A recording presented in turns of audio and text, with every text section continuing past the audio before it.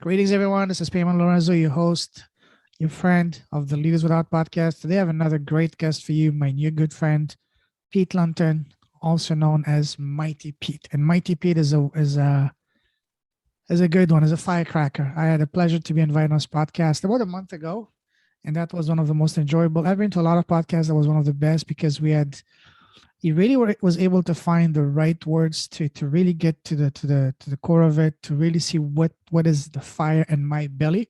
We have something similar. He calls it fire in the belly. I call it having a heart-to-heart conversation, looking at seeing what's under the hood, what's in your heart.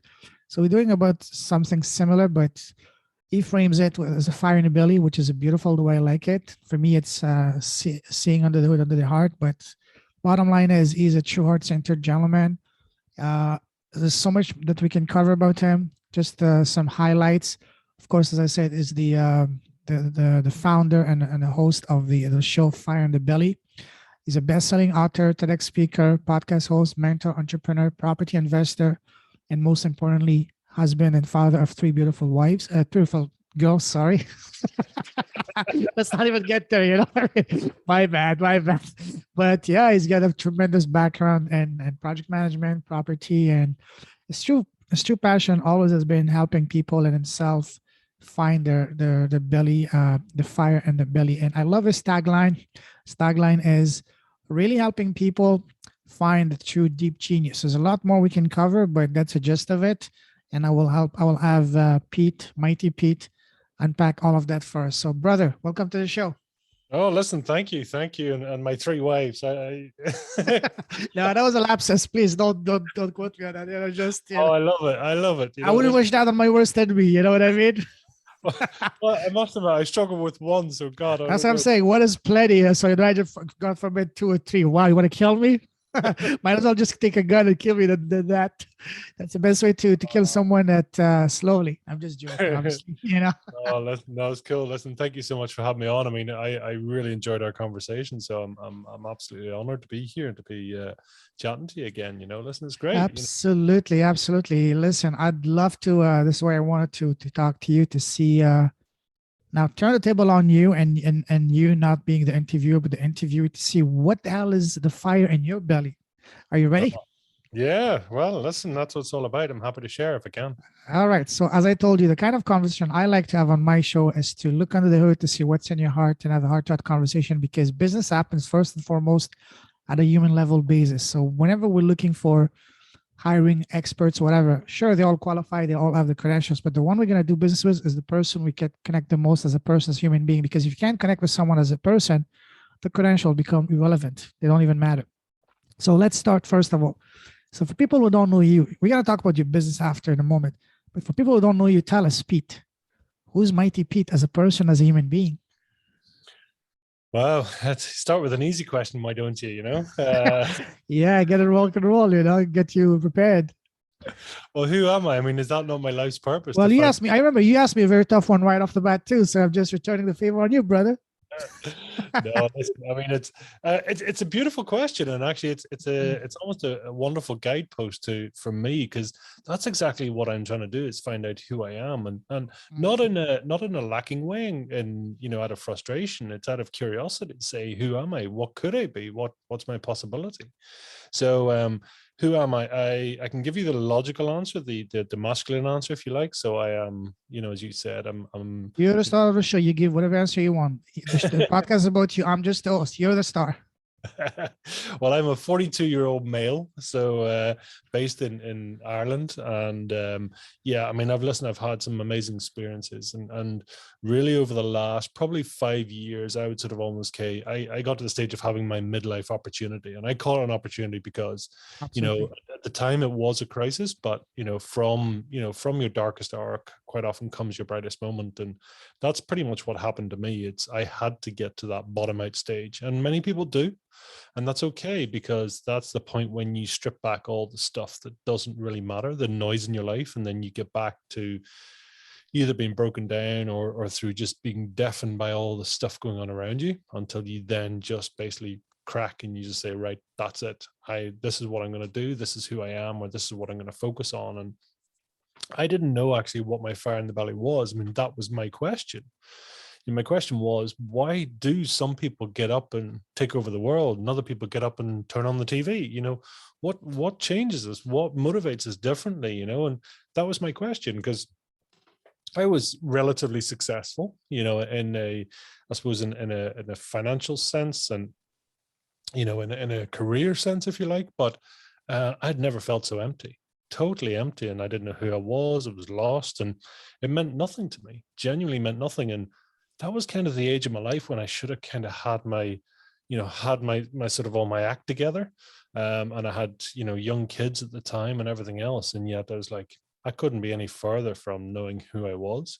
So that was the question, and saying, well, why do people, what is fire in the belly? Why do some people, have this amazing energy, passion, drive, thirst for life? They're just always, they're bouncing, and they're always, energetic and giving off energy, and other people just aren't, and that's what I wanted to find out. I said, well, if I do that, if I start to look at the people who have, they're yes, I couldn't physically work any harder in my day. So my question was, how do people achieve a hell of a lot more than I have, and yet they have the same amount of time in the day that I have? In fact, they work less, or they achieve all these things. So I knew my formula was wrong.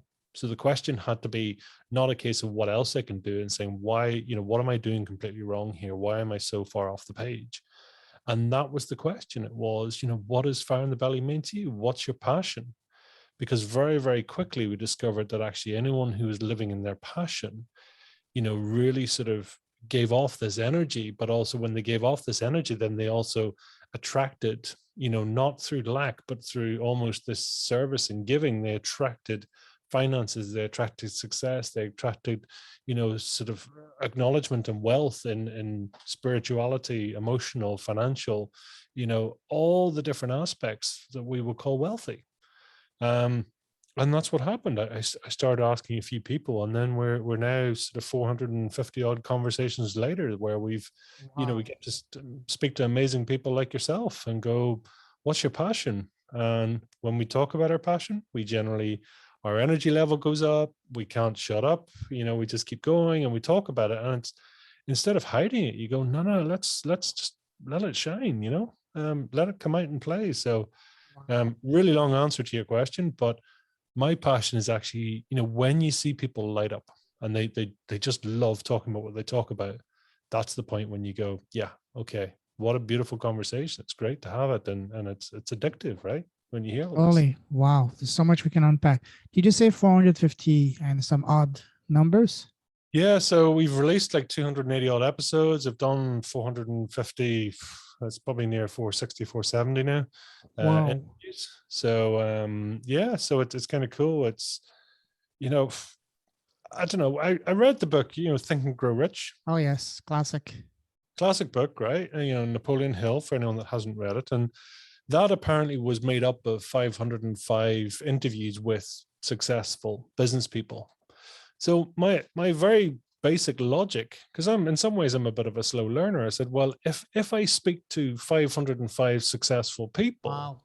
I'm going to be in a better position, right? If I was, Mhm. if my teacher was to give me homework and saying, go do 505 interviews and then come back and tell me what you learned, well, that's kind of what I'm doing, right?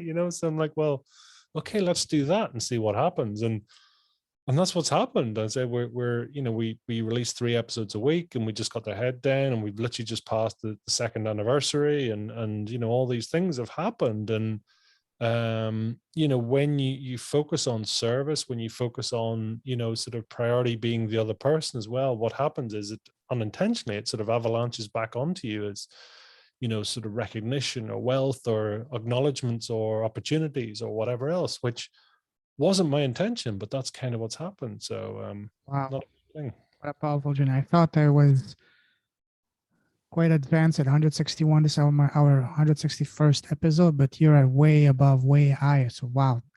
Now I'm striving to reach 500. When I start my podcast, once I reach 100 episodes within a year, I said, okay, I'm gonna now write a book, condensing all the lessons I learned after speaking with over 100 amazing world-class experts in every areas imaginable, all having one thing in common, having a heart-centered approach to everything. But now you mentioned what 500. Wow, that's really truly next level. Well done.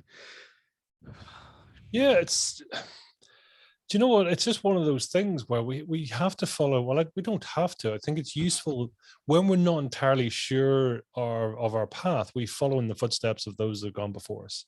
So, Absolutely.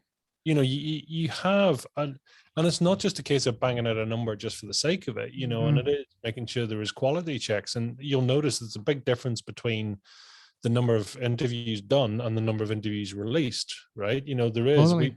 we're about 150 plus adrift. And that is simply Wow. because these are people that, the story is not ready. The audio quality wasn't right. There's, Okay. for some reason, it was too personal, it was too emotional, too spiritual, too whatever. So rightly or wrongly, we have sort of held a bit back there and said, listen, maybe just not at this time. Or I've had interviews where it's like going, it's actually, this is too good. It should be in a book before it's in a podcast. Wow. And so helping people do that, or just helping them to recognize, or you and I are used to speaking, but some people it's one of the earliest times they've told their entire story, and as you know, it gets deep. So they're maybe not prepared for the level of emotion, or they maybe realize that actually they've suddenly told me more than they've told their partner or somebody else, and then it's like, well, this is going to be news to some family member. So it's like, actually I'm not prepared to sort of break new ground on, with a new family. So for that reason, and that's the show promise. I said, listen, my promise is to have a beautiful conversation with you, and provide that space. And if it's a useful recording, then we will release it as a podcast. If it's not, that's okay too. And I want to make sure it's of service to everyone. I'm not trying to get an exclusive that, I caught you out, or I got you to say something you hadn't intended, and then I'm going to publish regardless of what you say. It's like, no, if you're not comfortable, I'm not comfortable, and that's the Absolutely. promise we've held, rightly or wrongly. Absolutely. Also, I've had sometimes to edit some parts as after the person's request, and I can understand for the exact same reason you mentioned, because they may not be able to. When we're talking, sometimes things just flow naturally, and when you rewatch it, re-listen, say, "Oh my God, did I really say that? Do I really want that to go public? Maybe Mm. not." So, and they retract it. Absolutely. Awesome. I love how this has started, but now let's really kick things off. I'm going to ask you now a series of rapid fire questions to further get to know who's Pete. Ready? Sure, go for it. All right. Tell us, what makes you happy as a person? Mm. Achieving things. Beautiful. I love to just be there, either creating, having lots of fingers and lots of pies, lots of things going on. I love to see that momentum. I love to see new things being created. I love to be involved with people and their passion, their expertise, whatever, and sort of being able to work with them. It's beautiful. I love that sort of that opportunity just to be creating new things. Love that. Now, what makes you smile? Number of things: my kids, my family, Your three wives? my three wives. I'm Yeah. joking, obviously. My three wives, and I think it's when we're achieving new things, and I mean, Mhm. I this is going to sound ironic, but I didn't used to like talking. I didn't like to use to be public. I've always been Same quite here. happy sitting back, right? Used to be very shy. Yeah. But now I love getting into, beautiful conversation. It makes me really happy, and having this great connection with people and saying, yes, it's fantastic. And then whether it's, I do a lot of business mentoring, and and that's the thing. And I get super animated. I'm kind of, I wanted to go and take over their business, that's the sort of the energy and the Yes. excitement. So it makes me happy, and it's saying, well, it's great. And that does show, I think, when you really love what. Beautiful. Now, let's take the happiness factor a couple of notches been higher. What makes your heart and your soul come alive? What sets the fire in your belly burning like crazy? Do you know what it is now? It's actually when I sort of really tap into myself. Mm, And I know that sounds a little bit woo-woo, but now we have a forest very close to me, and I'll take the dog out for a walk, and I'll literally sit in the forest. And especially now when we're coming into spring and we get, sunshine beaming through the forest, and I'll just sit there and I can feel the okay. heat of the sun on my bones, and I'm just sitting there, I'm just present, and that just fills me. It's just beautiful, which is so unusual because it's so different to who I was. Whereas now it's like I don't need sort of massive, you know, attachment to accessories or assets or anything else. I mean, they're lovely, yes, but actually now it can be as simple as sitting in a forest. It can be as simple as, sitting down and connecting. It's really the simple stuff that makes me happy now. So Absolutely. totally bizarre, but yeah, it's beautiful. I love it. I'm on the same page as you. Absolutely. Now, on the other side of the spectrum, what makes you sad and angry? Uh there's a lot of things. I think when people aren't sort of fulfilling themselves, that sort of brings sadness to me, that you see extra potential in people, or when people are forcing their judgments upon others. One thing when you interview so many people, and you'll get this, is that you start to notice language, you start to notice tone or context and all the rest. And what makes me sad is almost when people decide to go past themselves and they start to influence or affect others through their language, through their tone, their context, their behavior. On almost sort of, not only are they holding themselves back, but they're also holding someone else back. And to watch that, I find it really difficult, because now I sort of watching the body patterns and the body language. It's kind of cool, sort of key, and that makes me sad when I see that. But then at the same time, I mean, who am I to assess, right? I'm just Mhm. here as an observer at the same time. So, um, I do genuinely try not to sort of, I look at everything as an opportunity to learn and as a lesson now as much Totally. as I can. That, or when my kids or my three wives are totally losing the plot at that point, that makes me sad. But you know, as someone said, it's like, it's all about being present in the now until the kids come, and they will totally shatter that for you. Yeah, absolutely. You couldn't be any further from the now, because you're totally, your ego steps in, you're losing the plot, you're screaming, you're shouting, you're doing all these things. It's like, yeah, there's nothing zen about me managing my kids, No, absolutely. but it's all good. It's all Wow, awesome. Now, what scares you? good. Honestly, my own potential. There's times, I mean, I have this weird thing now where I can, like, it generally at about 4, half 4 in the morning, um, I'll sort of wake up, and it started initially as I was, the kids had sort of woken me up in the night, and I was sort of almost pinned to the bed, and I couldn't sort of read or do anything because they were, in the kids' bed.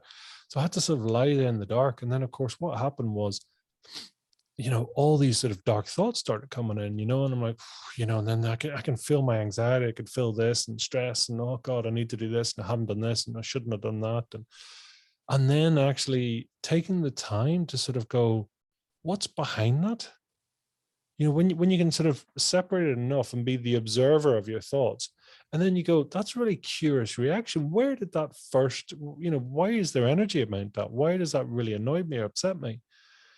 And what I was able to do then is almost to step out of myself, and then actually be able to observe my own thoughts, and then go, the reason for me getting upset here or anxious or stressed or whatever is because of something back here.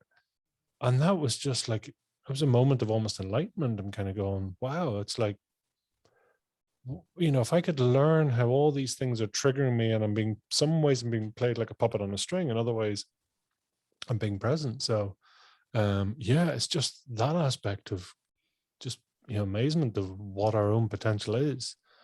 Because then you just say, well, listen, if I can be present and if I can make this connection, and then it's quite, I talk about deep genius, but that's when suddenly you're almost connecting to people on an intuitive level, and it's different, right? I mean, I'm sure you've had it when you're interviewing. It's like you Sure. almost sort of go like, I kind of knew what they were going to say before they said it. It's like, where did that come from?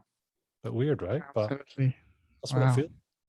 Awesome. Now, what would you say is your number one personal superpower? Hmm. Probably listening.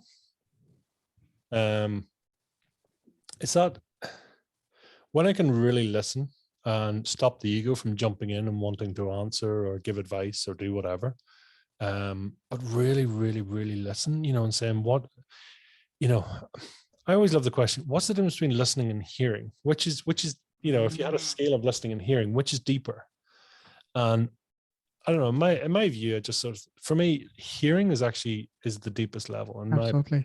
you know, because we can all listen. I can listen to anything, but it doesn't mean I've actually heard what they're saying, and not heard, not just on a vocal, vibrational voice level, but also heard on an emotional level. I've heard what's in between the words. I've heard the spirituality, I've heard the tone, the physical presence, I've heard all that. You know, that I think when you can do that, and like I was saying before, it's like when you can truly, truly, truly listen and get out of your own way, that's amazing.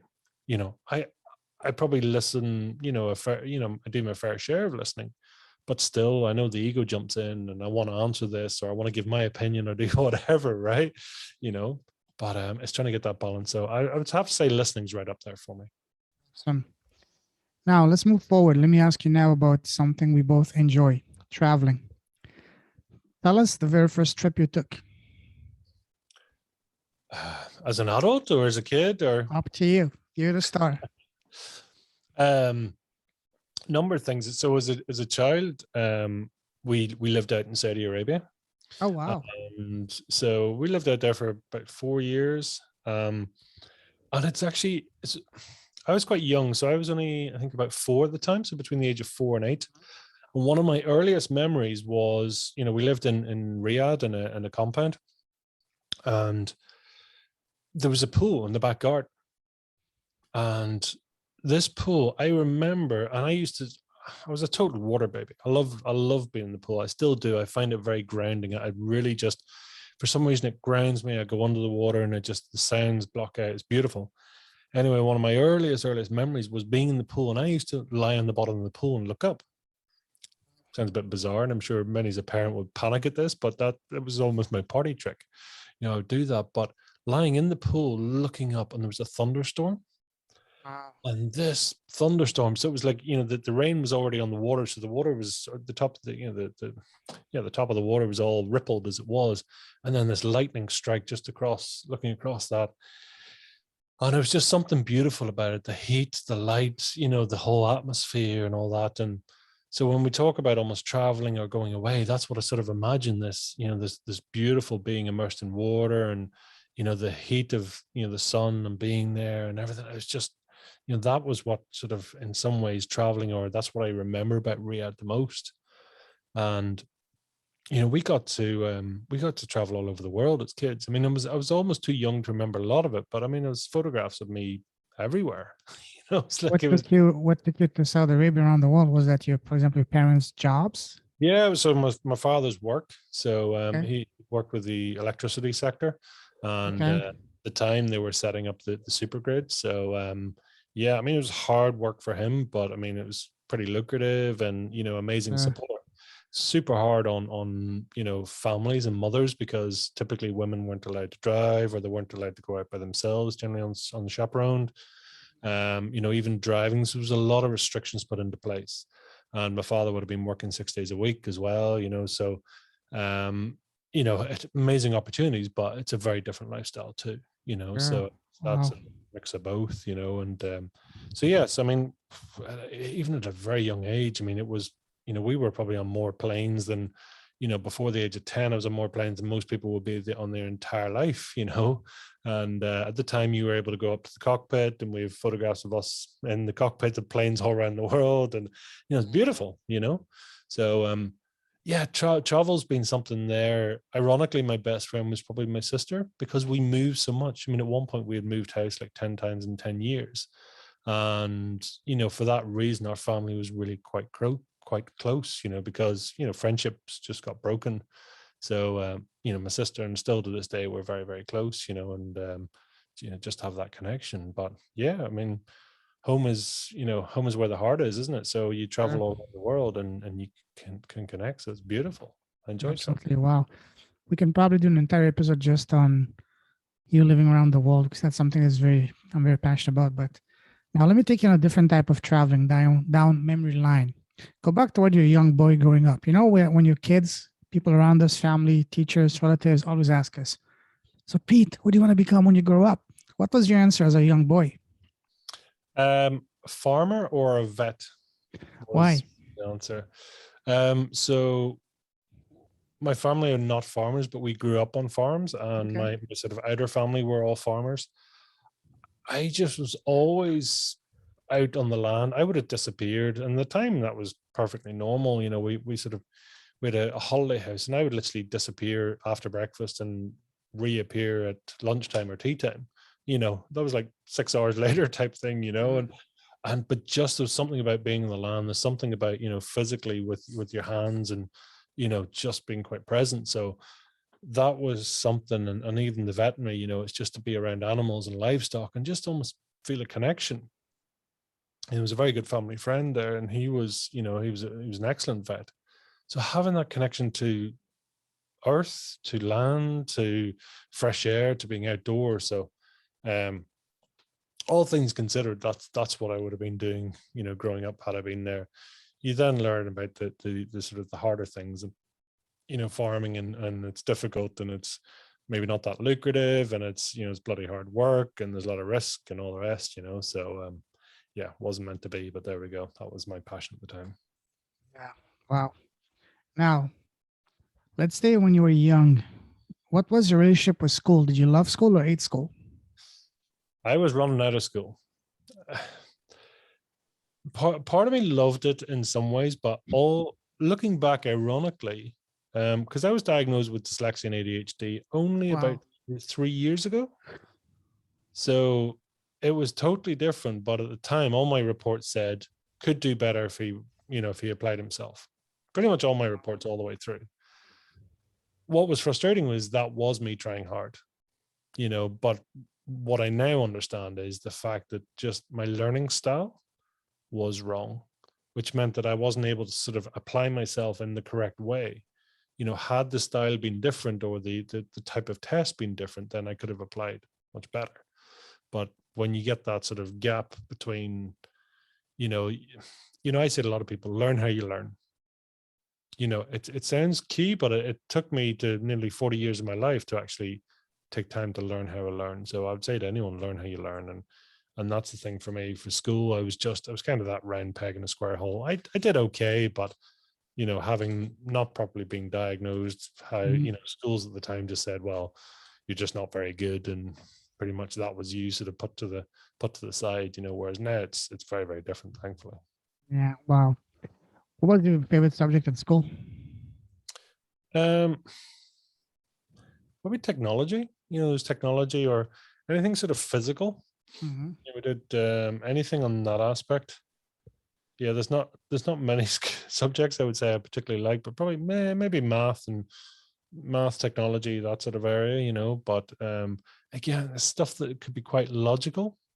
Whereas the likes of English or any of the languages and all, they're very. It's just different. It's Hmm. my brain was necessarily, ironically, sort of built for language as such. you know I just didn't think that way. So yeah, let's just say I wasn't exactly running into school. So it's very different. All right. Now, what would you say was your first job? First job probably was working on a farm. um yeah, and that was amazing. It was hard work, and yeah, I mean, it was ironic, especially in my very early teens, and I was driving tractors, and Oh, wow. but I would have been probably 11, 12, and I voluntarily getting up at 5:30, 6 o'clock in the morning, going to work on the farm, getting to do all that, animals, livestock, working machines, or whatever. And I would have been there all the time, so that Yeah. was the first job That's for me. It was great. that's a dream job for any 10, 11-year old. Absolutely. Yeah, absolutely. It's great. It was great. I really enjoyed it. Hmm. Now, let's move forward. Let's talk about your path. How would you describe your path from the moment you left school to now? Would you say it was pretty much straightforward, one line, one straight, or was it like more turns and twists, like a roller coaster? My life could quite easily be probably mapped out on like an ECG. You see in the films, like dun-dun, dun-dun.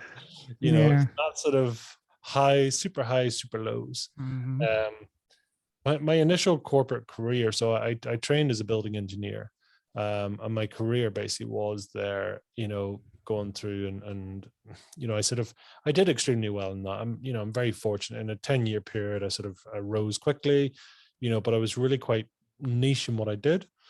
So as a result, I was doing my job, but even my company and all my colleagues sort of thought I didn't know I was still working for the company, because I would have been assigned into projects onto a client site.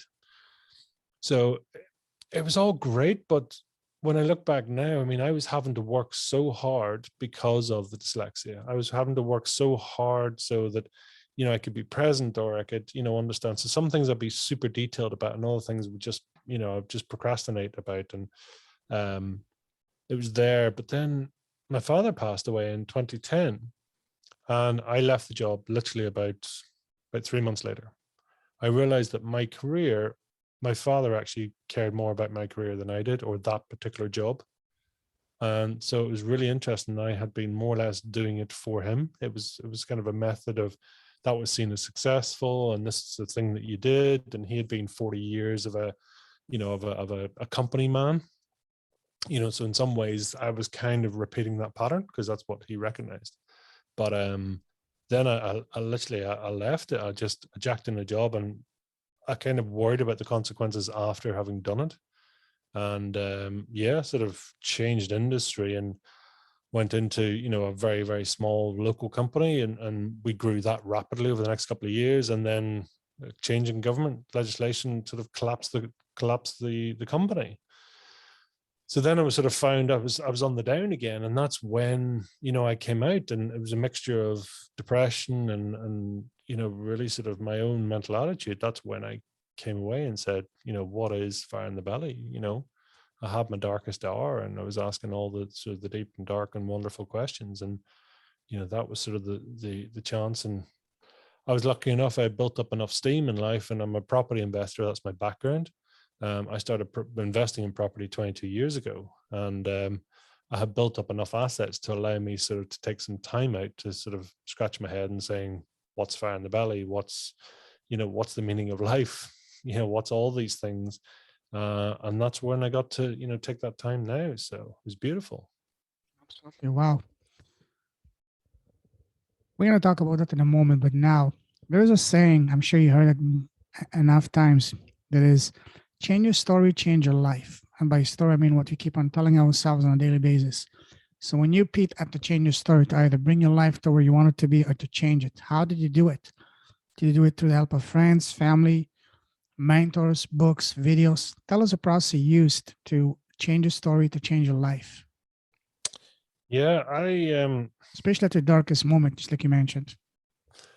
my ironically, I started to change before my darkest moment, ironically, because I knew the writing was kind of on the wall. And probably one of the first key things I went to was a Tony Robbins seminar. Wow. And, it was so enlightening in both perspective for me. And um, there's there was so many things, and one in particular, and I'll never forget it. And I'll share this story if you don't mind. I mean, Sure, it's please. it's I was there, and it was beautiful, and sort of scratching my head, and to be into a room, of 10,000 other people who are all wanting to change, very positive, very personal. And I had to step out of my circle because, you know, people were at that level. So I had to go and change my surroundings. So you sort of, really that was me changing my life. Um, but I went to the Tony Robbins seminar, and one of the exercises was to talk about, things that you would like to change. And I just happened to be sitting close to a lady, and we sort of buddied up for this exercise. And, it's like, so we said, right, we'll take 15 minutes. And so saying, what things would you like to change, And I said, listen, you go first. And says, I would like to be able to learn to trust men. I says, okay, can I ask why? And her next words I will never forget because they changed my life. And she said quite simply is that my husband killed my two children. Oh, no. Oh, And I mean, the whole arena was really noisy. And I was like, pardon? And she repeated it, and she says, my husband killed my two children. We had like the next 14 odd minutes. We just talked about it. She was crying. I was crying. We were just talking it through. And I was like, I don't know how to handle it. I don't know what to say. sure, And just wow. to be present, just to be connected and all that. And I get it. And she was saying it took all her strength and energy just to be there. But her decision was to live, because she had looked at suicide, and she had looked at a number of things, and says no, she was gonna choose her life, and at the end of it, just before they sort of giving time to say the exercise was coming to an end, and is like, we've not much time. And I says, oh, I'm so sorry. All I've done is talk about me. What would you like to share? What would you like to change? And it was the most beautiful perspective for me, is saying, do you know what? My troubles are small. Really, it's nothing there. And it was both such a dark and really hard moment for her, and all the rest, but it just put it into perspective for me. Is like, listen, you never know what's going on with someone else, Totally. and when you think it's bad, believe me, there's worse out there. So, It would I, kill to be in your position, even at your worst day. yeah, and that's the thing. So that was an amazing wake up call for me. An amazing, Absolutely. Wow. you What know, a tragic story to hear. Absolutely. Wow. But sometimes we all need someone just to listen to us. Maybe that's what she needed. She needed a good pair of ears just to listen to her story without saying anything. Just like you said earlier, not just to listen, but to be heard. yeah. I think, that's that's the book I wrote about, was, be heard to be rich. And I think, unfortunately, we don't listen enough these days. We're too busy either sort of listening to respond, or almost competitive listening, or it's like, oh, my Too many ego wants to say, distractions. or yeah, it's 50 things. And it's like, I think you take an hour with somebody, you take an hour and a half or whatever, and they will tell you their deepest, darkest secrets, and you maybe don't know them from Jack or Adam or whoever. And it's kind of going, really, is that all it takes to to listen to someone for an hour or 2 hours, whatever? Wow. It's like they will tell you everything, because they're, just people are bursting to connect on that lower level. Especially nowadays, you even know more than ever. isn't it amazing? We've never been so connected, and yet we're so disconnected. I swear to you, we talk like me and you. I'm in Canada, you're in Ireland. Yet it's sad to say it. I don't even know the neighbors next door to us. Yeah, You know, I get it. it's it's a it's, different it's world because when I grew up in a small town in the south of France, and the neighbors were just like families. Knocking on the doors wherever there was something that, hey, can I borrow some sugar from you? Okay, why don't you come have lunch or dinner with us? Keeping the doors open. It was like a big family all the time. Now maybe it was a small town, but it's a different era, maybe a different country, but I don't see that here. yeah. I, I I know from me even, and as I was saying earlier, it's just valuing things totally different. Yeah. And one of my trips out to the forest one morning, I found a leaf, and I don't know why. I happened to be reading an Eckhart Tolle book at the time, and but I just picked up this leaf, and I stared at it for like 10 minutes, and I was like, there's like 7.2 billion odd people on the planet, and yet we could maybe replicate this leaf, we could duplicate it, but we couldn't create it. And you look at that leaf and all the wee veins and the capillaries and photosynthesis and all the amazing things, right? And it's going, we're so clever, but yet we're so far off. We're so far off. And like Mother Nature is just, we're just the tadpoles in this, and she's up here. um and so that sort of appreciation of going, maybe, do we need to know our next door neighbors? Maybe we do, maybe we don't, but also maybe it's the lifestyle that we're leading that we need more. We have to have more. We have to have the promotion, the bigger house, the bigger paycheck, the bigger. When actually, what do you really need? Maybe it is that connection. Maybe it You is know, going deep, not wide. I love technology. I love how connected we are, but a lot of time I find myself, craving the times before all this tech, before all this internet, before all these, smartphones. So it was a lot more wholesome time to be, with the kids in the neighborhood. Maybe it's because you're kids, it's a different way of living, but all the kids would gather together, you know, we had all maybe 2 or 3 bikes and shared with 10 kids, or just kicking a good ball and playing a game of football on the street or whatever we could.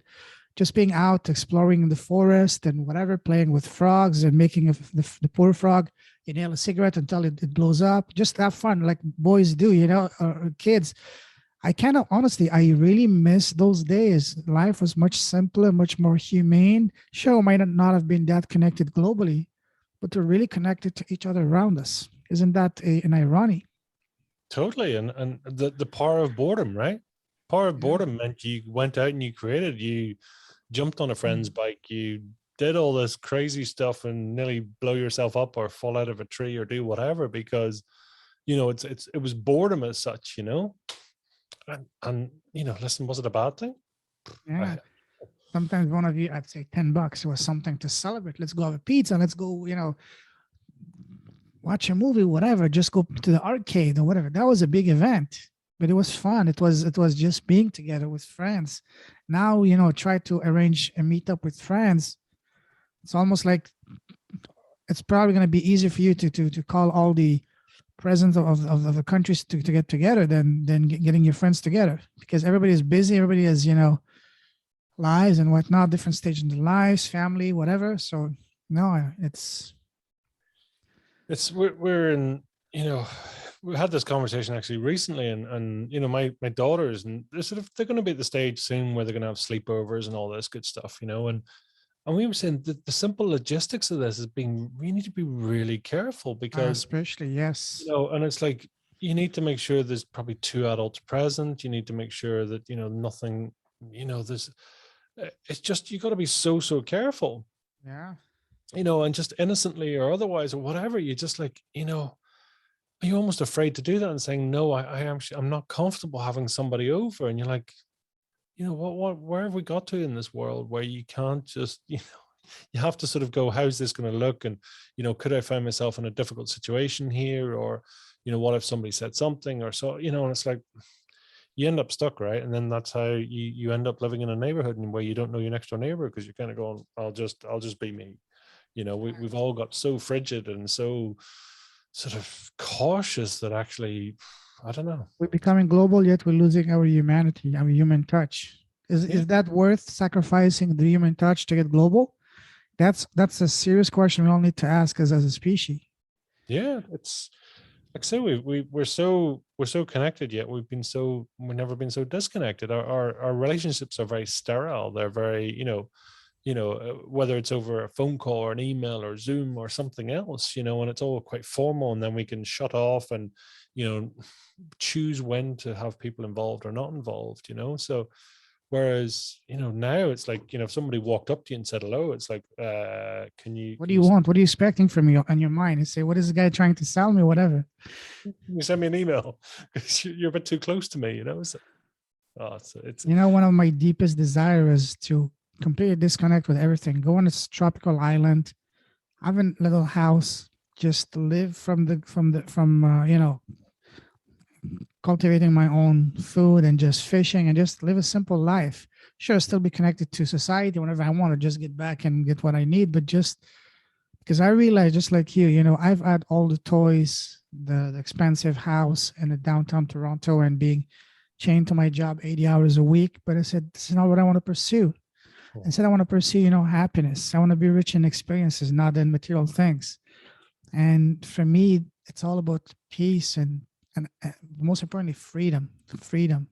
Because when you're in that mindset, you can become really productive. When you're stress free, you can really become really productive and be useful for people around you, and make an impact for the society at a whole. Because if you always stress to pay your bill, to do this, to keep up with the Jonases and whatever, you're never going to be able to be really let the fire in your belly come across and shine and guide you to the path that you're meant to go.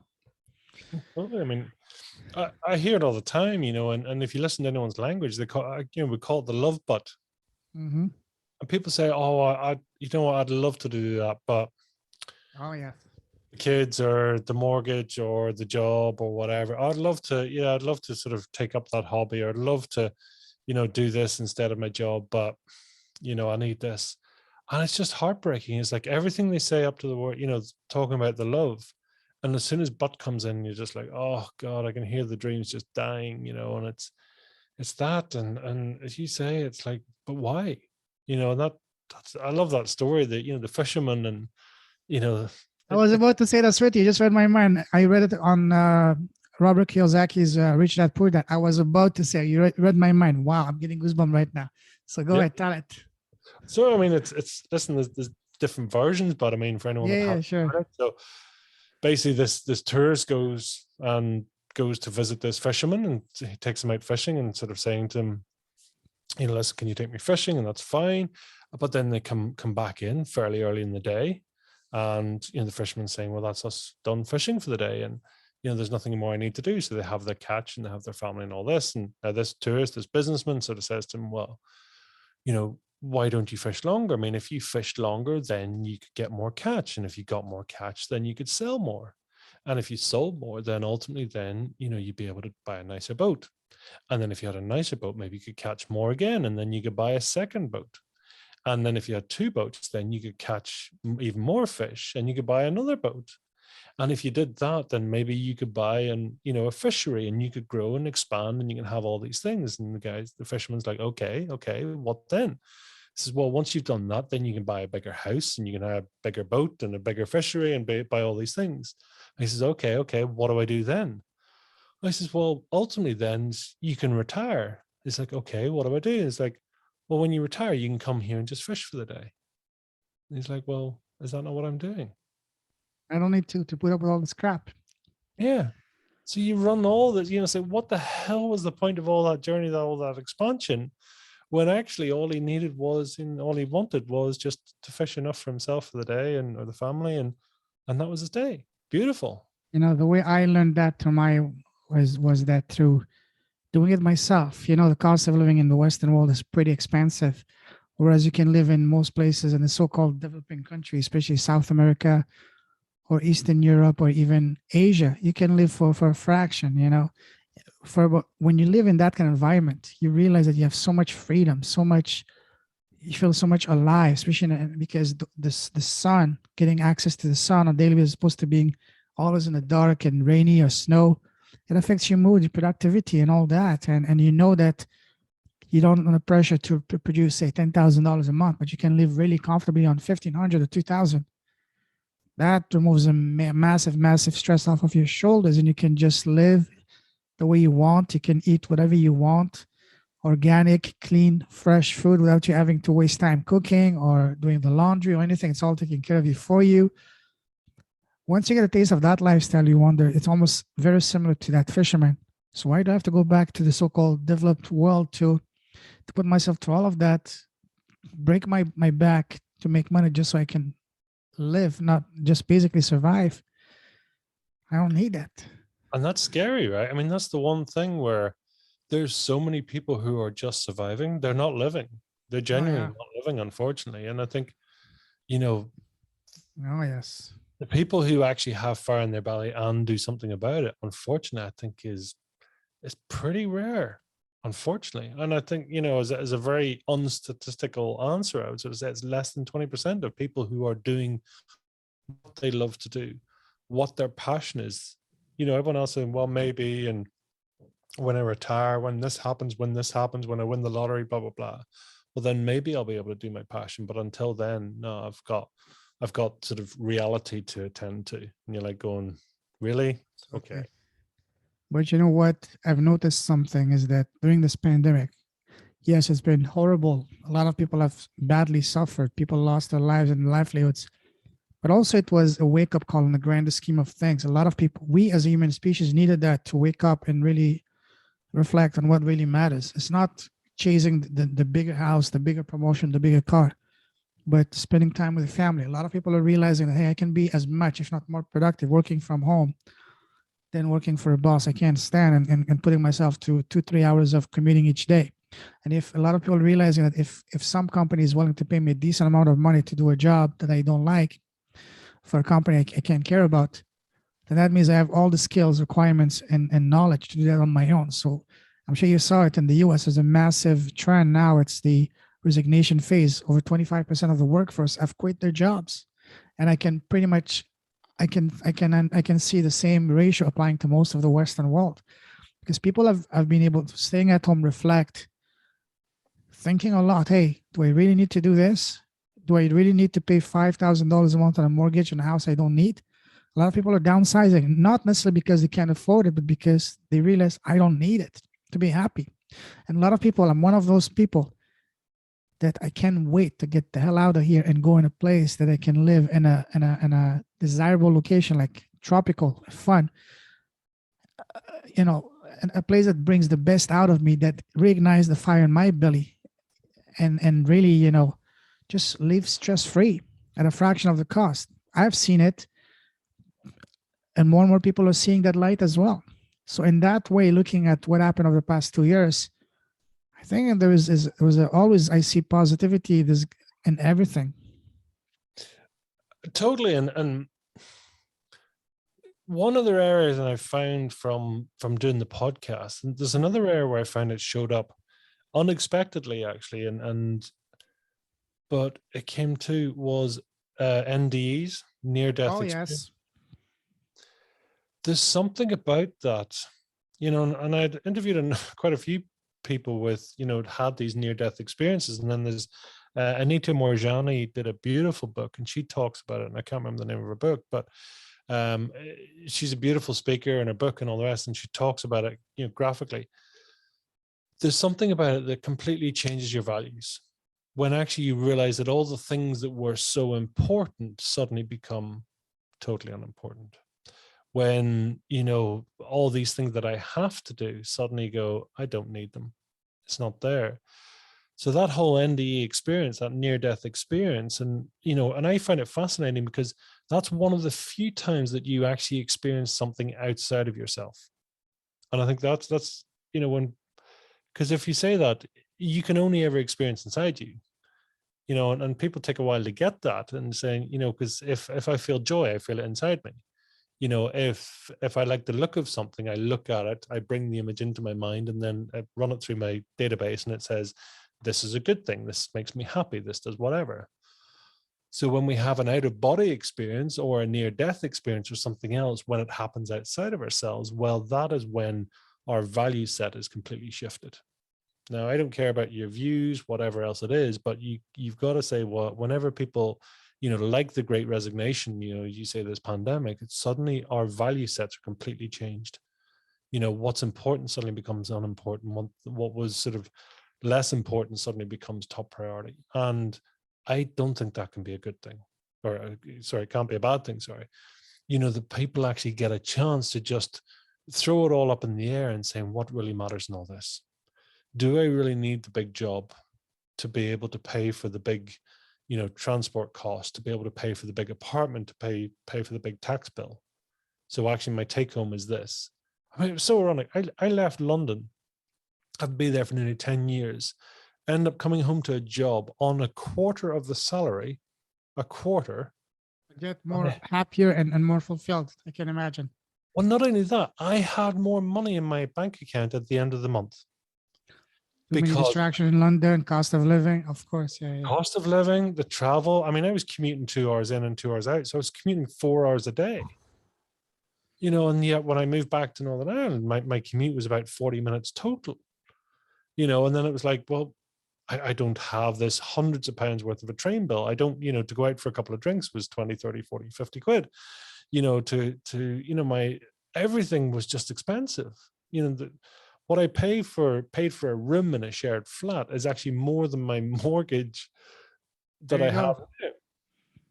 And that's for, I have a nice, very nice house. And so it's just like the irony of it all. And yet, so it's like, I can work for a hell of a lot less, but actually have more if I change the environment, change the location, right? So I can, and, that's where this all started is, change your decisions, change your inputs, and you will completely change your outputs, change your life, and just look at it and say, well, what do I want and what do I need? And that's a beautiful way of looking at things. Generally when people sort of say want or need, or, need is a different one, but like to, want, etc. That's one thing. I like it when people use the language saying, I love to, I get to, I get to go and travel. I get to do this. I love to connect with people. I love to do this. It's such a different language than to have to. I have to work to pay for my mortgage, whereas I get to connect with people and they pay me for it and I'm doing what I love. Totally different, right? Both of them were describing a job, but it's done with a completely different emphasis. Absolutely. Wow. That's a beautiful conversation. I love that. Very organic. We're on the same page on a lot of things. Let's move forward. Now, tell us about How did you get into podcasting? So when I asked the question about fire in the belly, Yeah. it was one of those things where I thought, let's write a book. Now, bearing in mind, I Wow. wasn't long diagnosed with dyslexia, and I'm probably a very unlikely person to write a book. And it was also that point of going, to write a book, you need to kind of have a story. And I kind of didn't have my, I wasn't clear in what was good and what was bad in my life. I didn't know enough in some ways. Mhm. So I thought, right, well, what we'll do is we'll basically write a bit of a story, and then we'll interview people, and then we'll sort of include that in the book, so that was going to be the way it was. So the first person I sat down with was with my brother-in-law, and I asked him, what is fire in the belly? What do you think it means? What does it mean to you? What motivates us? What goes on? All these things. And about 3.5 hours later, literally, we had to go on, it was the school run, so we had to finish the conversation. And it's like 3.5 hours, like, and I recorded it. I still have that recording. It's beautiful. Wow. And what I discovered was, one, his feedback, he really enjoyed connecting it. I came away with this beautiful insights in this conversation and all this. So then we're saying, right, well, with that, if I do that 10 times, 20 times, whatever, then I will have, I can pull out all the key inputs, and then we kind of have the contents for a book. But I felt so disrespectful, right, in some ways, because I'm kind of going, how can I take a 3-hour conversation and then pull out a 5-minute section, turn up, plunk it into a book, and then almost discard the rest? And it's like, but, to understand the nugget, you have to understand the whole story. You have to understand the journey. And that's what I did. I was having I had probably 20 or 30 odd conversations like this. And I wasn't quite sure where it was going to go and how I was going to do it. And so, as I mentioned, my background is property. So I went over, I traveled over to England to go to one of the places where I do a lot of training. And I had to fly a day early, because the course that I was actually on the next day was starting super early. So I couldn't get a flight time, so I had to go the day before. So I ended up getting a flight the previous morning. So I turned up, and they just happened to say to me, it's like, oh, you're early. What are you doing for the day? I says, well, listen, I'm just killing time, really. I says, well, actually, we've got a course on here on podcasting. And I said, okay, sounds interesting. Sure, I'm not doing anything anyway, so I'll go in here. Within the first 10 minutes, I knew this was the place where I could actually let people tell their story. We didn't have to cut any bits out. We didn't have to, disrespect their journey. That's why my show promise is simply, we will not edit it. We will check it for sound and volume, but everything that goes in goes in. And if there's any bits to come out, we take it all out. We don't do either. And all I did at that point is I produced the credit cards going, I know that this is my method forward. My question is, how much is it going to cost me right now? And 2.5 years later, that's exactly how we've got to where we were. So I didn't intend Wow. to start a podcast. That wasn't my thing or How long anything. ago was that moment? About 2.5 years ago. So Wow. yeah, and it was just that. It's beautiful. I was never religious, but I always believed in God. And since the start of the pandemic, I've had a spiritual awakening. I've had a deeper understanding of things. And now I really, we hear it all the time, but for us at the time, it sounds cheesy. But once you have this spiritual outlook on things, you understand that everything happens for a reason and at the right time. Especially one thing we're always told to is to suppress that little voice, that gut feeling. Whereas what we need to do is listen to that, because where is that little voice coming from? Your soul, the source, God, the universe. And that voice has two purposes: to protect you, keep you alive, and to guide you to the next step of your journey. So when we hear that voice, it means that you heard that voice, whatever, that you were meant to be taken to that meeting at that time 2.5 years ago, because not 10 years ago, not 3 years ago, because you were not ready there, but 2.5 years ago you were ready. So just like when we hear that voice, we hear it, first of all, we need not to silence it, but to embrace it, listen to it, and then understand that it's coming. We are hearing it because this is the right moment and time for us to hear it. And that's one of the greatest takeaways I've had since my spiritual awakening, is that listen to that voice, because it's coming for you because it's a time for you. The next step. And you are exactly where you're supposed to be. Absolutely. That is Wow. key. So many people don't get that. They're too busy trying to regret the past or No, jealous of the I wouldn't future. change anything. Even though I've had a lot of crap, a lot of very dark times, I wouldn't change it because if it wasn't for them, I wouldn't be here. Yeah, absolutely. And people don't get that all the time. They're too busy saying, oh, I shouldn't have done this or shouldn't have done that. It's like, but then the magical recipe of who you are would not be correct. Yeah. It took all those components. And Maybe I think of would it, have done a couple of one or two things differently, but again, other than that, yeah, but that's experience, right? You know, yeah, saying you exactly. didn't have the experience at that time that you do now. You Yeah, know, and I love saying to some of my clients and saying, listen, what if, just as a question, what if that was all a rehearsal, a dress rehearsal for what's about to come? indeed, bingo. So you, Absolutely. you had to do all that. You know, that all had to happen to let you be prepared to realize that actually why that victory is so sweet, why you work harder than anyone else, because that's your motivation. Why, you know, that is passionate for you, why you're firing the belly means that, you know, it's not a case of if this happens, it's saying this has to happen. You know, that's saying that, listen, this is my non-negotiable. You know, and that's the thing. It's like all these factors come into play. It's like when you realize that life is not happening to you, it's happening for you. For you. Game changer. Absolutely. Absolutely. Wow. And also because, when so much I can talk about that, but you summarized it perfectly. Wow. Anyways, let's move on because we can be here for enough. We can do a Joe Rogan 3 hour conversation. Not I'm minding it because I love it, but we might do a part two, but let's move forward. So now tell us, what is your business? Tell us what kind of impact you're having on the world right now. It's really changed. Okay, so my Mhm. property is my background, so that's I understand that. So if we were to look at ikigai, so for anyone that's not used to ikigai as a process, is a Japanese concept. Ikigai is whereby the things that you're good at. So I'm good at property. You know, so I do property with my head. I can be logical, I can be non-emotional. I just good When deal, you bad say deal. property, you mean looking at whether to see that property makes sense financially for an investment? Yeah. So I invest in property. So I Mhm. purchase properties, then we rent them out or we Okay, okay. sell them for profit, we do whatever. So that's sort of that's what I did. So I accumulated all these properties. So typically residential properties, we then rent them out and we have compounding interest, we have rents, Sure. etc., etc. So that's what I was good at. Now the weird thing is saying, it's not that I'm passionate about it. And that's the one thing I didn't get for a long time, is that actually I'm good at it, but I'm not passionate about it.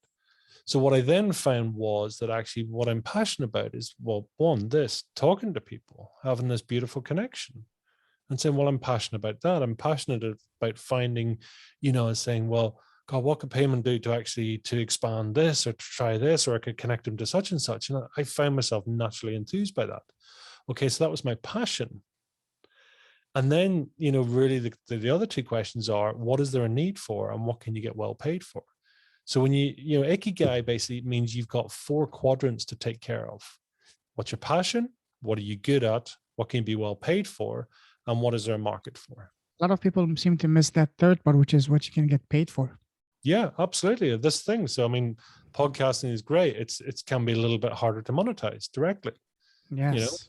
And that's the thing. Now there is knock-on benefits as all these other things. So, but my point in all this was, whenever you can realize that actually, I need to move it. So what I then did is actually discovered that I like talking to people, I like teaching, I like doing all that. So why not take the property and the things that I know, because I was an unconscious competent, I done all this for 22 years and I built portfolios and did all this. What if I taught people how to do it?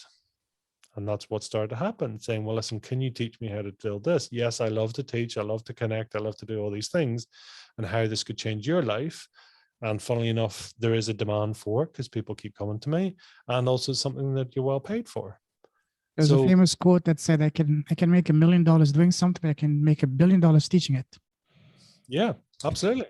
Absolutely. And it's one of those things where, ironically, I mean, investing in properties is incredibly slow, Oh yes. property and solicitors and realtors and all the usual stuff. It's crazy, crazy, crazy. And yet, but you can help other people to do it simultaneously. Because that's something I always loved, even as a kid, is saying, what can I do that's passive? So I'm a massive fan of, passive assets. Whilst I sit and have this conversation with you, we've got tenants in all the properties, and they're having their evening and they're paying their rent, and they're getting on with their life. And we hold a very high standard in our stock to make sure that actually people have the best possible life, you know, and for that. So that's sort of my promise, and saying, well, how, when you learn how to connect or take it to another level, saying, not only do I invest in property, but I also teach property. But what also happened then as a consequence of that is people going, you're actually quite good at property. And quite often with people, you're saying that's an asset for them to invest into, but actually where they'd be far better is to take their passion and monetize their passion, for whatever way it is, to be the best version they can be or to teach other people. So as a result, then I was sort of going, well, you're kind of an entrepreneur mentor. And with all the spare money that we have, we can then come and buy property and then build our assets and build another income and then have more money to then do more of our passion. And so the wheel kept turning. And that's really what happened, is actually, helping people to connect the dots and saying, we take that love butt and we just remove the butt.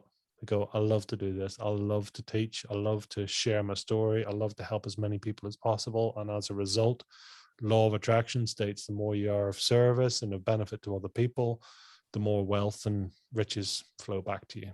Yeah. Love that. What would you say is your ideal client avatar for your business? Where I tend to get is people who are middle-aged, who are scratching their head going, there's more to life than this. They have a bit of an income so they can put their assets into play, so they can quite quickly build a passive income. And then it gives them the opportunity to take the pressure off, saying, I don't need the job as much. So then I get this opportunity to step back and then suddenly open my eyes and going, what do I really want? And it's beautiful because you say, listen, it's amazing. We've set up these income streams for you over here, which is taking the pressure off you, allows you a bit of breathing space. And it's like, let's have a chat. Let's see what's possible. And what tends to happen, and I think it's no coincidence that, people at 40, 50, 60, when the emphasis changes from I have to I get to, game changer. Absolutely. Because it's not ego based. They don't care anymore about what the teacher said or the next door neighbor said. They're saying, I'm me, and I'm going to be the best version of me that I can be. And I think, unfortunately, you kind of have to get to that sort of age where you step outside of yourself and go, and listen, I have no one else to answer to right now. It's just me. So it's going to be. One thing I really love about having my own business is just you run your show, you do your thing, you don't have no one to answer to. It can be really powerful, but also really stressful because you don't have that steady paycheck coming in, and that it can be quite stressful at times. Yeah, totally. I get it. I do But get it. the freedom is really worth it because freedom for me is absolutely priceless and non-negotiable. So plus a lot of restriction you don't have to do, like especially in the corporate world here nowadays, because of what's going on. There's a lot of things that they want you to do that you really are not the best for you. You know what I mean? Especially getting some injection of experimental juices, if you know what I mean. Totally. I mean, the one thing is, we all know it, there's never been so much opportunities. Absolutely, yeah. We're sitting, I'm going to take a hazardous guess and say we're 6,000 miles apart, and yet we can have this seamless conversation. Yes.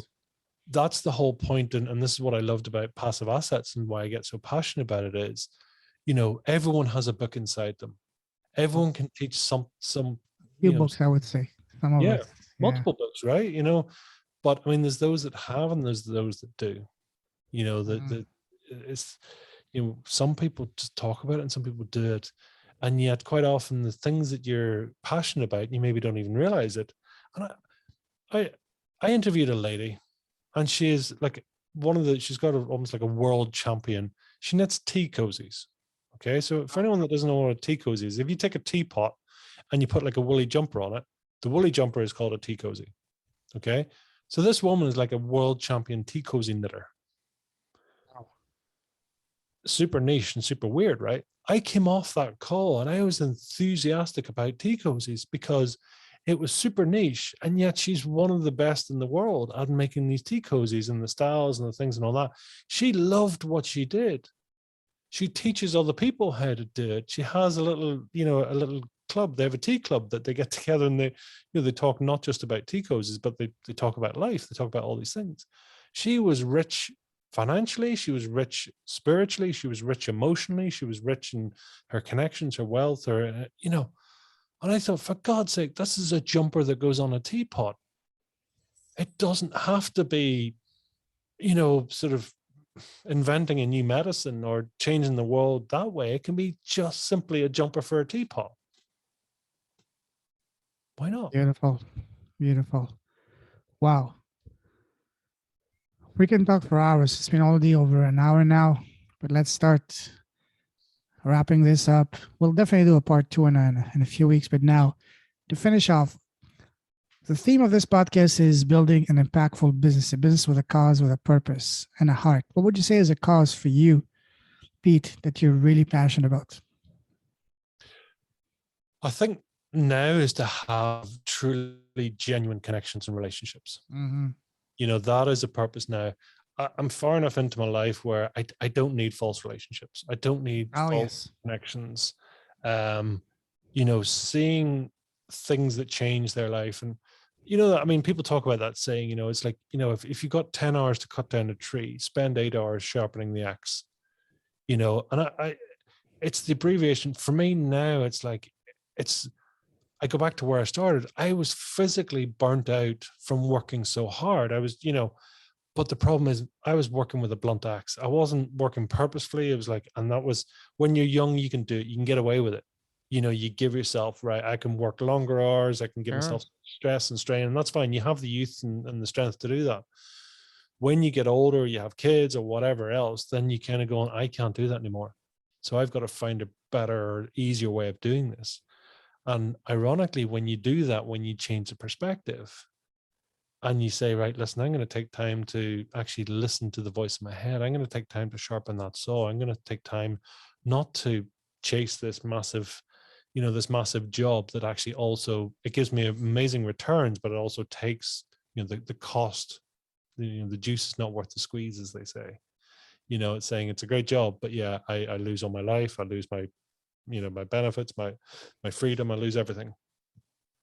So when you look at that balance of how do you, sort of what's it worth to you, what's the payment, the return, what can you do, how do you get passionate, and then connect that passion into, being of service. I mean, that's I've 4 soul values: love, connection, growth, and service. Love that. And it's super Absolutely. simple, super simple. I So love that. if it hits one of those 4 things, then I'm all yours. Love, connection. What was it? It's the third one? Growth and Growth service. and service. Absolutely. You know? Really align with that as well. Now, let me finish by asking you a series of rapid fire question on advices. Ready? Yes, go for it. What's the best advice you've received so far? It's probably back to that. Things are not happening to you; they're happening for you. Absolutely. What would you say has been the worst piece of advice you've received so far, other than get a job? um, And stop wasting your time with this internet thing. yeah, it's just listening to the outer version. It's like the answers are all within. Genuinely, they're all within you. When you seek your answers outside of yourself, you got to ask why. Wow. Beautiful. Now imagine that you were blessed with a time machine. You can go back in time and sit face to face with an 18-year-old Pete. What's the number one advice you would give to him knowing all that you know now? I would just say that is like, listen, you don't know it all, buddy. Oh, yes. Uh, just to be present, just to listen, and just to learn. 2 years, one mouth. It's a great ratio. Sure. Would I have listened? I don't know, but Yeah, I agree. Now you're a podcast to yourself. So imagine that today you're interviewing the most special person in the world, which is yourself. So you're interviewing yourself. What's the number one question you want to ask yourself? Don't think too much. What's the first question that comes to your mind? Probably just down to, what's your authentic self? Mm. I've often thought there's certain key people I would love to have on or whatever, and and I've lucky I've John D. Martini and Mark Victor Hansen and loads of amazing people I've had on and spoken to, and I've literally started, as I start with all my interviews, with a blank page, and people going, well, "You can't do that." Yeah. Like, but that's the thing, is like, if it's premeditated, how can you have a genuine conversation? But I do my podcast. I don't like it scripted as well. Yeah, and that's the thing, you get to have this beautiful conversation. Don't get me wrong, there's times it takes a left turn and times you end up somewhere you hadn't intended to or whatever, right? But it's genuine. Yeah. As opposed to, and I'm sure you've been on podcasts where it's kind of going, these person are going to ask me 20 questions and they don't really care what my answer is. They're just waiting for me to stop through to the next question. Yeah. And you're like, that's not a conversation. This is just like you just ticking off a list. And I was lucky enough. I mean, and I think it was Mark Victor Hansen actually said on his interview and saying, listen, I'm interviewed a lot. I mean, he would do 5 to 10 interviews a day. And he was saying, you ask me questions that I've never been asked before. Was one question you asked him that he had not been asked? It was, well, one was, talking about his voids and his value. I'd actually need to listen back to it. I can't. Send me that episode. I will listen to it as well. Yeah, so it's beautiful, and I had him on the show twice. We had him back again. Wow. So it's different people, right? But on every conversation, we could have this. We could meet up tomorrow night or 3 weeks or 10 weeks time or whatever, and we'll have a completely different conversation because we're just in different places, right? Organic. And both of them are beautiful, and both of them are there. But we are both present. We are both here for the conversation, and whatever is supposed to happen will happen. And when we allow that to just flow, as opposed to, oh God, that was a terrible conversation because he didn't answer any of my questions and he rabbited on for 2 hours and blah, blah, blah. But it's like, but maybe that was supposed to happen. How did you get those kind of people on your podcast? Especially when you're just starting and didn't have any audience or anything. It's, as Mark Victor Hansen's book says, it's ask, one of the best questions, and I'll share this, and I'd say to anyone, it's a useful business tool or technique. So anyone that I speak to, I generally ask them, is there anyone you could recommend, or is there 3 people that you recommend I have on the podcast? I love that. Typically, when people do that, they will generally recommend a colleague or somebody of their level, but quite often they will also recommend a mentor or somebody that they look up to. So, and this is saying, would you be willing to make an introduction? So when you do that, what happens is you naturally keep rising. So when you interview that person, they recommend their mentor. When they recommend their mentor recommends their mentor. And next thing you know, you're people who would be seen as, well known. So, and it's beautiful in business, if you're doing business with someone and saying, listen, it was a great service, thank you so much. And saying, listen, can I just ask, would you know 3 people that would actually, that you'd be prepared to connect with or call that actually would benefit from this service?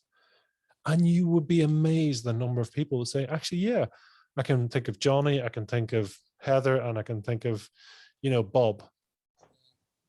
And it's cool. So now you have the names, that they're, it could be a benefit to you, and saying, listen, I was chatting to Payman the other night and he was recommending, Bob, that actually this would be an amazing service for you. We had a great conversation. We had a great chat. Is this something you'd be up for having a chat about? And it's going, well, yeah, because it's been recommended to me. I know who you're talking about. You've given me context, reference, all the rest. It's beautiful. Awesome. I ask a variation of that specific question you ask. I ask, hey, do you know anyone else who has a story as powerful as yours that would be a great fit for me to have them showcase on my podcast? But I ask one person, you ask for 3 people. That's even better. I will definitely implement that. Absolutely. So awesome. Now, my final question, that's my favorite question to ask all my guests. And that is, what is the smallest thing you've done that has had the greatest positive impact in your life? And by small, I don't mean something small. I mean the one thing. For me, it's been starting my podcast. For me, probably the smallest thing that's come to mind, we talked about it here, is learning to stare at a leaf. Oh yes. Oh yes. It's so small. It's like, how many thousands of leaves are on a tree and all the rest, but just taking the time to, it's not big. It's small, and it's kind of going, it's so accessible and it's just there. But actually taking that genuine time to connect with something on that level, Mhm. uh, like I say, and especially when you've ADHD and you're busy job and busy life and kids and blah blah blah and all these huge things, it sounds like a lot, but to take time to actually just be present, just to sort of admire and sit with wonderment looking at this thing, and I don't care if it's a twig or the sea or a speck of sand, whatever, because when you're at that stage, then you've learned almost to calm, just to be present, just to do all that. It's so small, but yet it was absolutely game changing. Totally Totally. game. Love that. Wow, amazing. If someone wants to connect with you, what's the best way to do so? Super simple. My website is mightipete.com. There's links to my book. There's links to the podcast. We haven't All even talked about your book. My God, we definitely have to bring you back for a part two, brother. So it's cool. So, I mean, it's there. I mean, Be Heard to Be Rich, Listen to Your Inner Genius is the name of the book, and it's just there. It's a bit like yourself. I had so many amazing conversations, but before even, before sort of talking or sharing about the conversations, before that was, how did you have these conversations? So that was the purpose of the book, and saying, well, listen, how I ended up having these really deep conversations was we did X, Y, and Z, and we went through this, and that's what I explain in the book, is saying, this is what happens when you take the time to listen. This is what happens when you actually listen to your own voice in your own head. So that was what it was all about. Love that. Amazing. Listen, I can talk to you for hours. We definitely, you know, have quite a few things in common, and other than our backgrounds and our hairstyle, but it was a similar thing. But wow, amazing. Really love talking to you.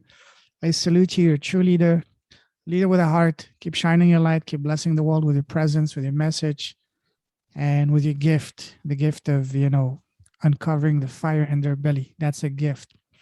And stay safe, stay awesome. God bless you. And one final question I ask, which is always the same question.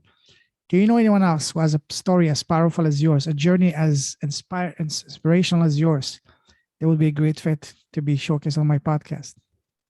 I know lots of people with amazing stories, and I'm I happy to would share. be honored if you could do introduction for me. And see, I'm asking only one person. You asked for three, so maybe if you can refer two people to me, that would just in the middle. So that would be awesome. No problem at all. I have any number of people I'm more than happy to connect you with and to share. It's that's the key, Absolutely. right? That's what it's all about. And if there's any way, shape, or form I can help you, I can serve you. And I mean it. This is not me trying to be polite. I really mean it from the bottom of my heart.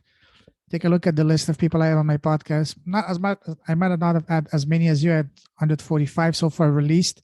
If any of those people you feel there's a connection for you, let me know, and I will be happy to do an intro for you to them. Wonderful. I appreciate you. Thank you. Thank you Thank you for very much. Have a amazing wonderful questions. day. Stay awesome. Stay safe. We'll definitely get connected. Take care. Ciao, ciao. Bye. Bye bye.